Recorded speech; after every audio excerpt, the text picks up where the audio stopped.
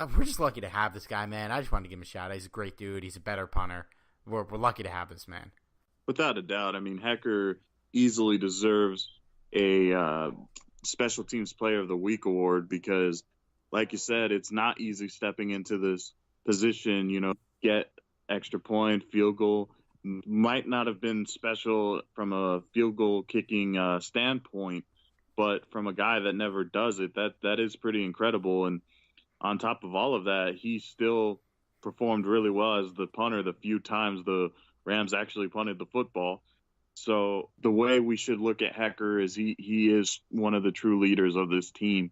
And like I said, this is a guy that they could look to become a backup quarterback. So you never know. You never know, man. And hey, Hecker made me think of this because I think it was Derek that mentioned he's kind of one of the only Rams left from the old regime. I tweeted this out. I don't know if you saw it, but can you guess how many Rams on the roster right now were active in Sam Bradford's last start with the team? And bonus points if you can name them. I'm going to say there's just one that I could think of, and that would be Roger Saffold. He is one of them, but there's more than one. Wow, okay.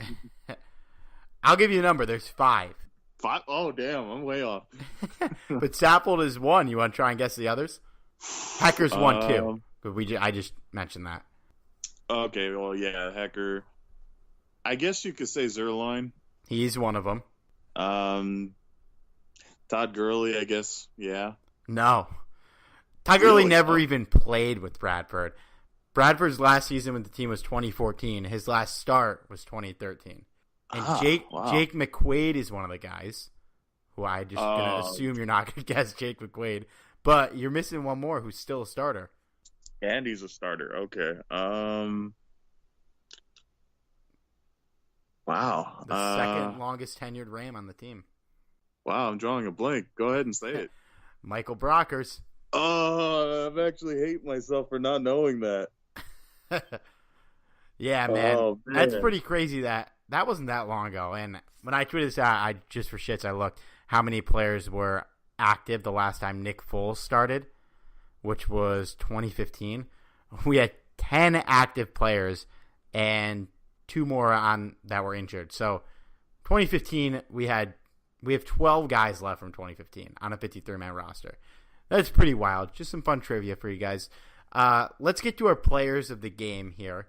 And I'll go first, so I'll let you think about yours, Johnny. I'm going with Brandon Cooks. He was very, very impressive. He was in week 1. He had a really nice game. He drew those 2 pass interference penalties. One was huge and pretty much a game breaker. And he might have had 159 all total yards in that game. But this week, he had 159 straight up real yards, not hypothetical yards like on pass interference calls. He caught 7 passes on 9 targets. He looked crisp connecting with Jared Goff. He did it from the outside. He did it from the inside. Did it over the middle. He did it everywhere, man. He was all over the field, catching balls. Looked great. I know Norm is happy about this. This is his boy. And no more Sammy Watkins stuff here. We can put it to bed. Brandon Cooks, he has a connection with Goff. He can do what we needed Watkins to do and more. And, man, he is clearly the best receiver in this group, and it's a talented group of receivers. But who you got as your player of the game? Well, I have to live true to our podcast name. I'm going to butt heads a little bit here. Not that I don't agree that Cooks does, he does deserve some sort of recognition. And just to add to Norm, one of the players me and Norm agreed on during the NFL draft so many years ago was to get Brandon Cooks. This is a guy we're both familiar with, being out of the Pac-12 and everything. But I have to say my player of the game is going to cheat a little bit. I'm going to say the entire Rams defense.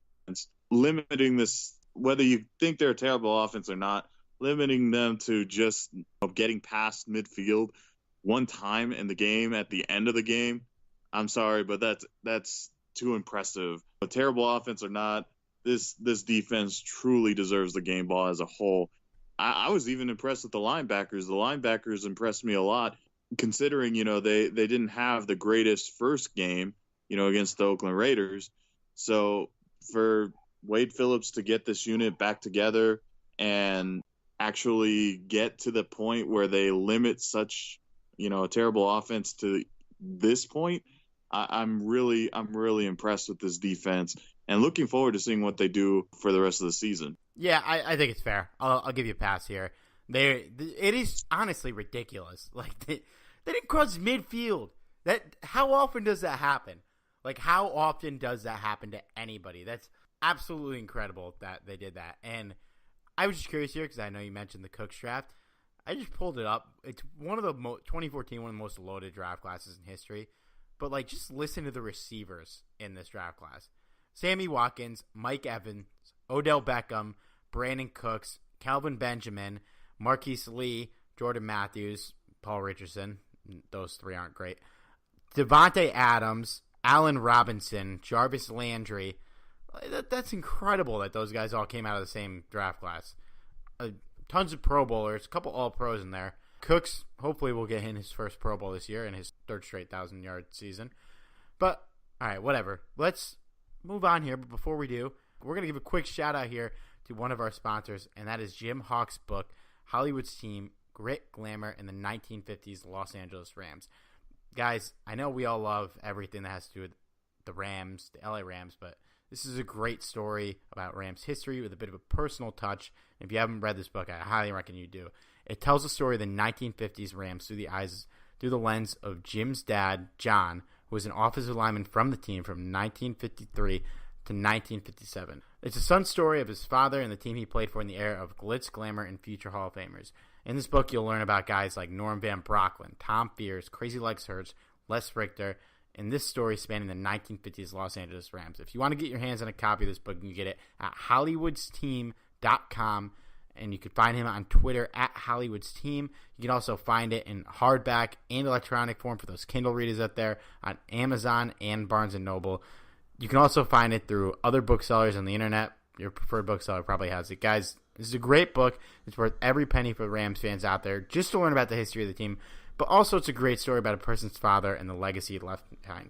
Trust me, guys, this is an excellent book. It's called Hollywood's Team, Grit, Glamour, and the 1950s Los Angeles Rams by Jim Hawk. All right, so a couple bits of news and notes here to break down. The first is practice squad center Aaron Neary was arrested on suspicion of a DUI after the Rams win. This could be a case of celebrating too hard, but he also drove under the influence, damaged property. Never something you're supposed to do. Johnny, just give me your thoughts on this. It's not exactly what you want to see in a guy that is ultimately fighting for a spot on this roster at all times. There's a lot of talent that the Rams have, and for him to just kind of jeopardize not only himself in the matter, but kind of jeopardize his career here, not a smart move. And I get it. The Rams had one of the most amazing wins that they can possibly muster. So yeah, I understand you want to celebrate, but you have to know that this isn't going to be a secret if you get caught, and he did. So now he's going to most likely face some type of charge against the league, especially if he's found guilty, which I think he will be. So I'm very disappointed in this guy, and I really hope for his sake that, nothing more comes of this, because he can't afford any more of these kinds of mess ups in his career. Because he can't afford? What's that? An Uber. I mean, they make enough money. I know they don't make NFL salary money, but he's on the practice squad. Why don't you call an Uber, get yourself home, instead of driving and hitting bus stop signs and mailboxes and trash cans 2 hours after the game ended? 2 hours. Oh, jeez. I don't get it, man. I never understand why you got to be driving drunk, especially when you have enough money in a big city that has plenty of Uber drivers. You should call one. Get yourself home. Go get the car tomorrow. I hope this is it for him, too, in terms of getting in trouble and nothing else comes of it. I trust the team to make the right decision here. Hopefully they discuss it with him. I mean, if he has a history of questionable decision making, which I don't know, if he does, I don't think he deserves a spot. There's players who don't have a history that would handle themselves better here. But if he doesn't, I mean, talk it out. I trust his team to make the right decision here. But call freaking Uber, man. Like, what are you doing? What are you doing? You're in the NFL.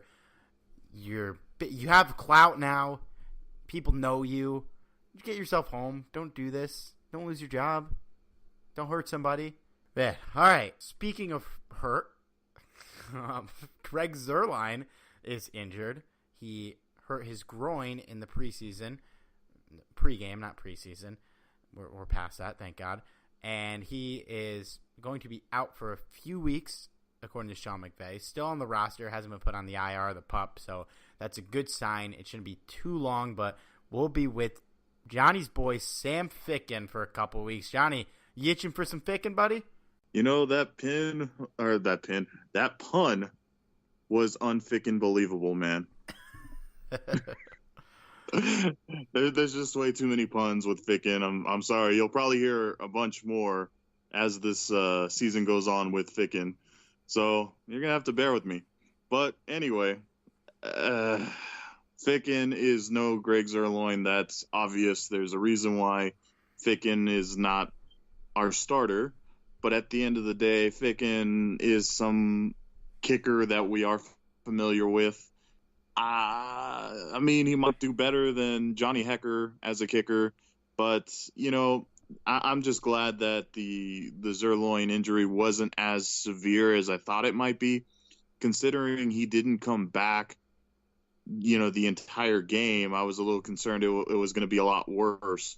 So, you know, a couple games I don't think will hurt the Rams too much, but that just means that the Rams are going to have to do a lot more to try and, you know, make it in the end zone rather than just settling for field goals. And I hope this is kind of a way to challenge the Rams offense to get in the end zone, so that Ficken's only real role here will be as a extra point attempt, which I'm okay with. I think Ficken can handle that for sure. He's not the deep threat that Zuerlein is for sure, but he was fine last year when we had to play him. I mean, we could do worse. I'm okay with it. It is what it is. I'd much rather have Greg, but like you said, yeah, this is an offense that's gonna be pushing for the end zone more often than not. Probably not settling for too many field goals, and I'm hoping that we get past midfield more often than not. We don't need to get those crazy Greg Zuerlein field goals like we had in the past. So Ficken, I don't have a lot of thoughts on him, man. He's just a player. He's kind of your average kicker, better than whoever the Vikings had this week and the Browns. So at least we have that going for us. I don't think he'll lose us any games. He won't win any games for us either. It's like the Alex Smith of kickers. That's what Sam Ficken is. Ouch. I don't mean to revisit this, dude, but I'm just thinking about how ridiculous this is. Aaron Neary is 6'4" and 284 pounds and was double the legal limit 2 hours after the game ended. How much did he have to drink in that hour? I mean, you got to drink it, and then, you know, it takes like 20 minutes probably for everything to really settle in. We've all probably all drank before. I mean, do you think, like, he might have been drinking in the game, dude? Is that even possible for someone that big 2 hours after a game to have gotten plastered, and then gotten in his car, and then been driving long enough for somebody to call the police, several phone calls about him doing all that? How is it even possible? How is that possible? You know, Steve, one of these days, we're going to have to go to a bar. I will demonstrate for you. Like, Mike, that's crazy. That's got to be a lot of alcohol. And if he wasn't drinking during the game, I don't know. That's insane. All right. Michael Thomas heads to the IR, which was the move that made room for Ficken. That means JoJo Natson is going to be keeping this job either until Farrell Cooper comes back or the rest of the year. maybe will be an emergency receiver too. Hopefully, knock on wood, we don't need him to be. And